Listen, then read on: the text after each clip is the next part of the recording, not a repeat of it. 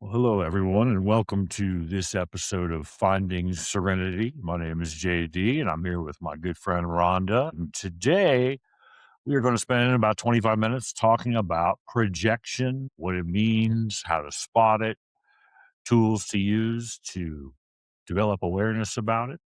And to start, Rhonda, could you please give us an example of projection? Yes, I would love to. Thank you for that nice introduction, JD. Here Right on. comes my example. You ready? I'm ready. Okay. So I was thinking about this, and I think a good example of projection is when people say, the abandoned do the abandoning. The abandoned do the abandoning. Mm, Because what that means is that people that have abandonment issues, they're going through the world.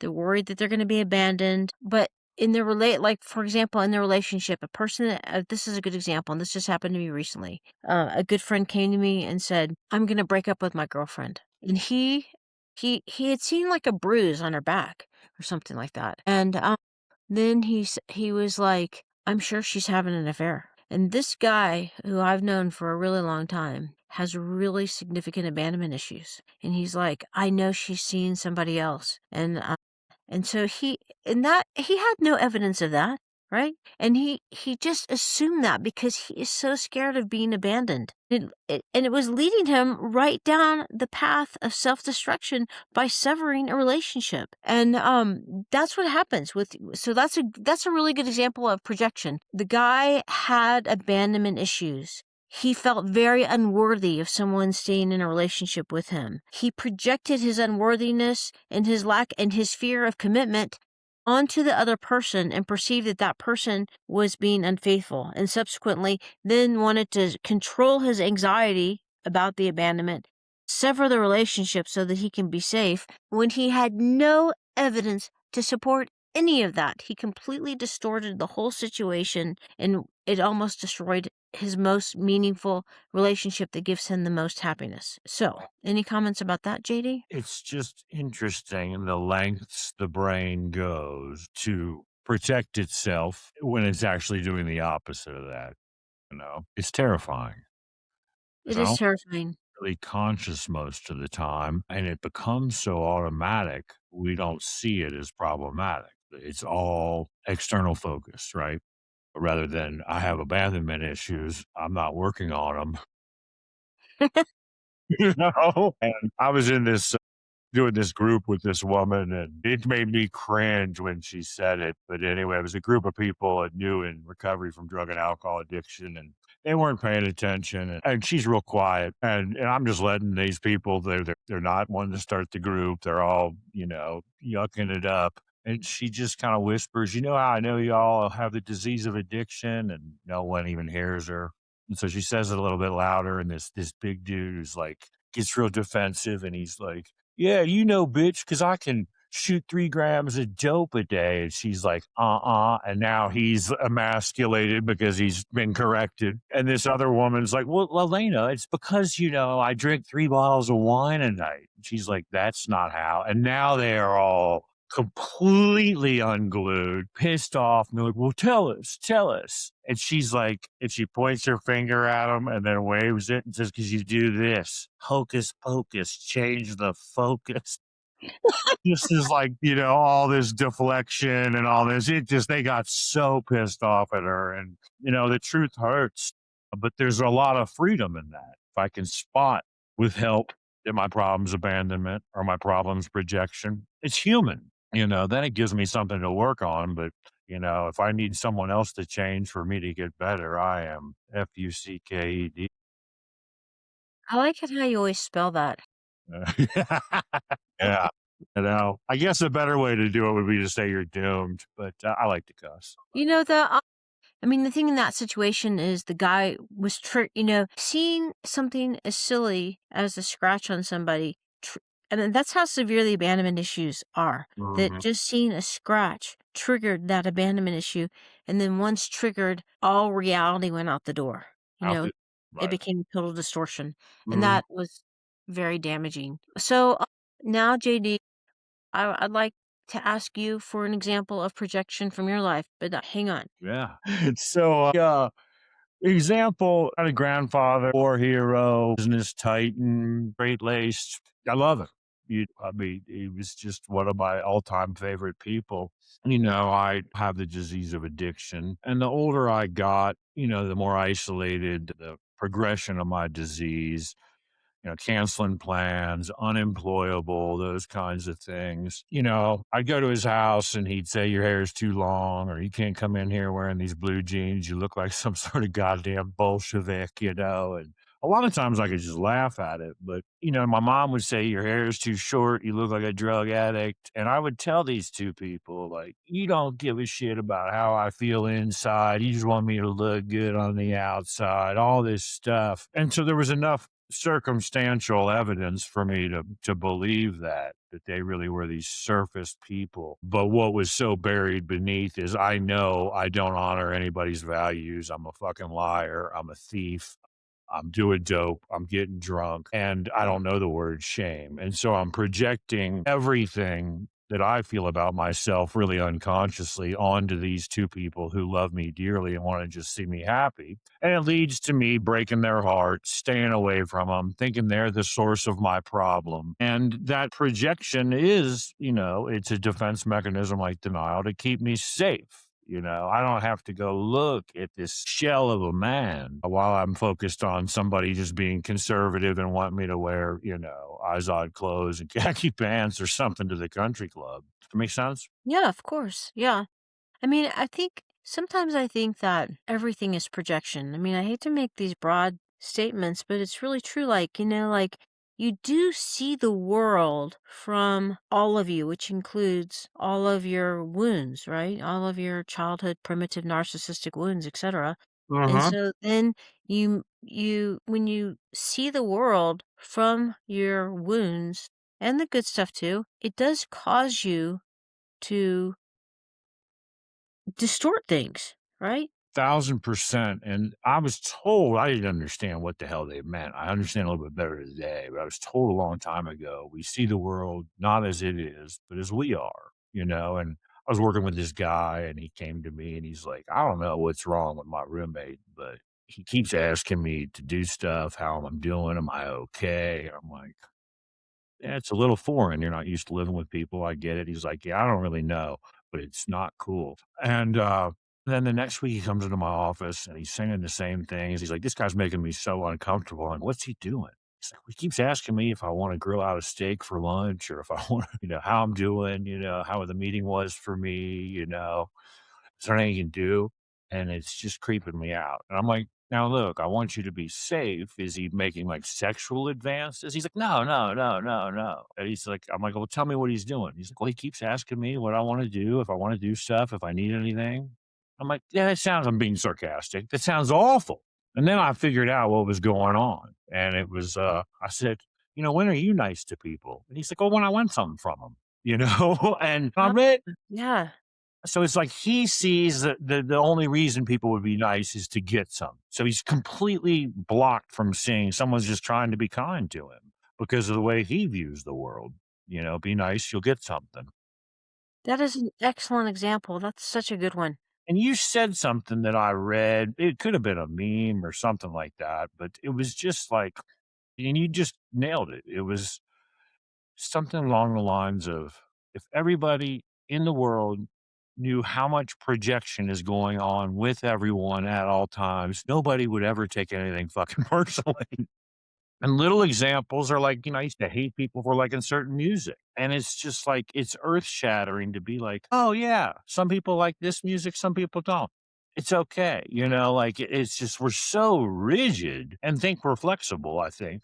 But it's only flexibility if my bag of dope's full, you're doing what I want, no one's up in my shit. And that's the opposite of flexibility. I think I think that it's important to talk about when projection is a problem because let's say you are viewing the world all the time through your lens, right? So when is it a problem? Like when is it undermining the quality of your life? And that's when you lose your serenity, right? So like for example, the first example that I gave when my friend was about to sever his most important relationship, that if he could have self-awareness and realize, number 1, that he was triggered, right?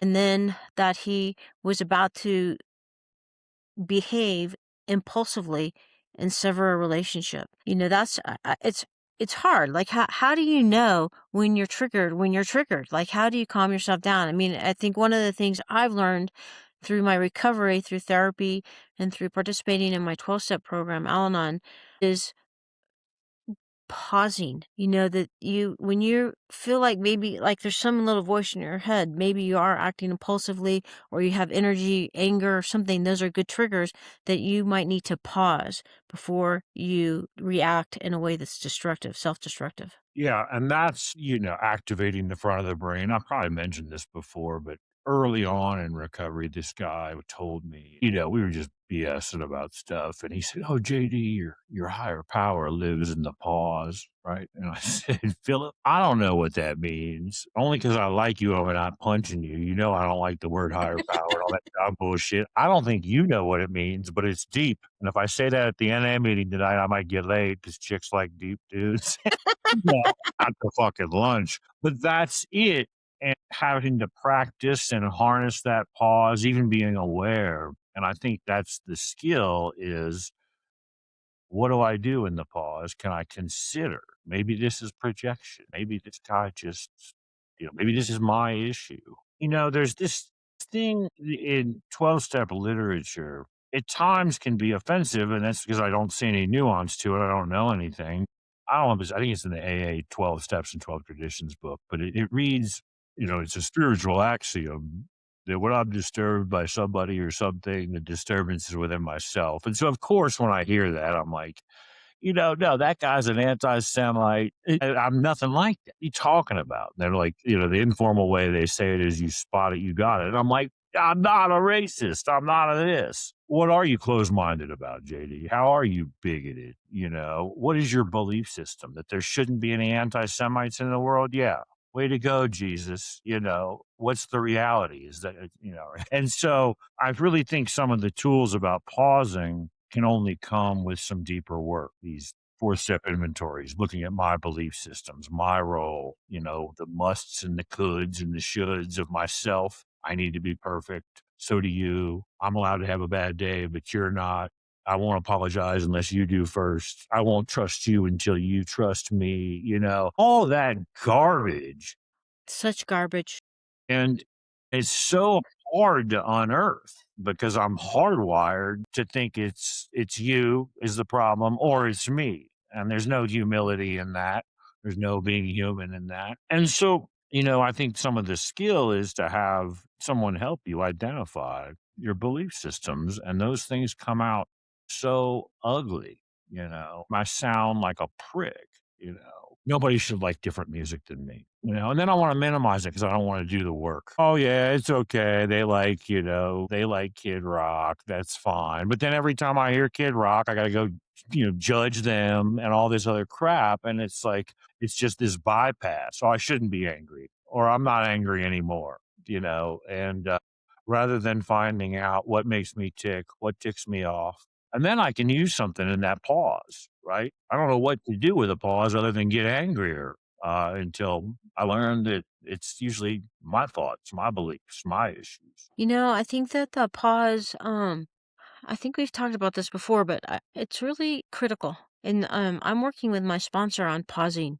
And someone recently told me the acronym. This is a really good one for pause. Hmm. Pause action until spirit enters. Oh, Pause action until spirit enters, which is kind of like what your friend Philip said, where I think it was your friend Philip, maybe he just said about where your higher power lives in the pause. And I think that it's really pausing is a beautiful thing, but it sounds like it's so simple, but there's definitely an art to it and it takes a lot of practice. it really does, and it gives me a chance. I mean, that's the whole thing that I think with change, subconscious people believe they have to be perfect. So why try?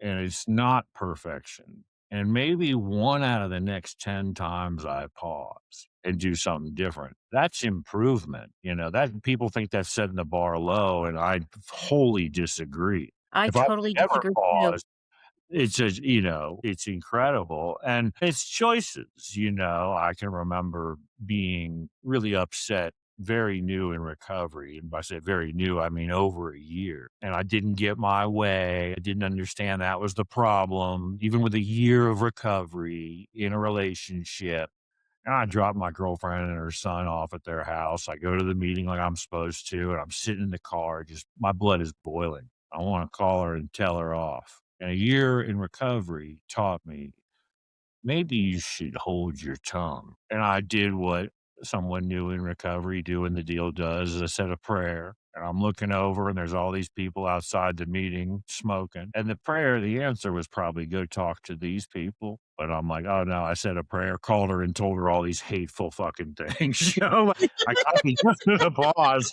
He said every nasty thing that and I felt awful. I'm only laughing because 'cause I've done it myself. Yeah, but really it's life-saving. It's Oh, life-saving. say the acronym again, please. Pause is pause action until spirit enters. It's really nice. It really is, and I just think with this projection, it's, again, so hard. So, like, there's this form of doing an inventory, the anger part of it, where you write down who you're pissed at and all the reasons, and then it becomes hard. That's why bars were invented. I'll go sit and complain about my girlfriend, and no one there is gonna be like, "Look, ding dong, no wonder she doesn't trust you. You're in here every night, and I see what you're doing," But the third part of the inventory is how does this situation, resentment affect my self esteem, my pride, my security, my ambition, my money, what fears involved? And I'm like, how in the hell can my self esteem be involved when this woman is just bringing her 14-year-old son into our bedroom when we're supposed to be having? And I found out, like, oh, wow, no, I'm a control freak. This is the only woman for me. I have to make this work. There's no way she loves me if we're not having sex. I'm not a father, but I believe I know the best way to raise your son. Like, those are all JD issues, not girlfriend issues. And so it hurts because my ego is so fragile and defended and raw. That's where the freedom comes from, and it's hard work, It really. does it does come from that. I was in therapy this week, and my therapist said something like what you just said. She was like, "You need to journal about this, and you need to write down every single thing about it that's making you so unbelievably angry." And I was like, "That's just gonna make it worse. I'm just gonna be focusing on the negativity." But she's like, "No, you're gonna be able to bring it back to your childhood wounds and figure it out, why this is bugging you, why you're triggered, and that's how you're gonna grow." So, journaling, taking an inventory, journaling are amazing ways to help with, pausing and trying to figure and increasing your self-awareness. 100%. And I don't use it as much. I've used it at times, but I remember it took about 7 years, and I'd broken up with someone, and I'm calling my sponsor, like, and he starts laughing, and I'm pretty upset. He's like, "You're doing so good." I'm like, "Man, if you just listen to what I just told you." And he's like, "I don't care." He says, "JD, at 7 years clean, you are finally using the skill of venting to the appropriate person. Every other one of these women you've broken up with, you've called them and told them all this hateful shit." And I was like, "Huh?" And since then, I mean, to be told you're doing well when the only words are cuss words, and full of hate and revenge, was a little stunning. But other times, the skill you're using about journaling is all the vomit. Just getting it out on paper sometimes is enough the next time you talk to that person to not have to say it.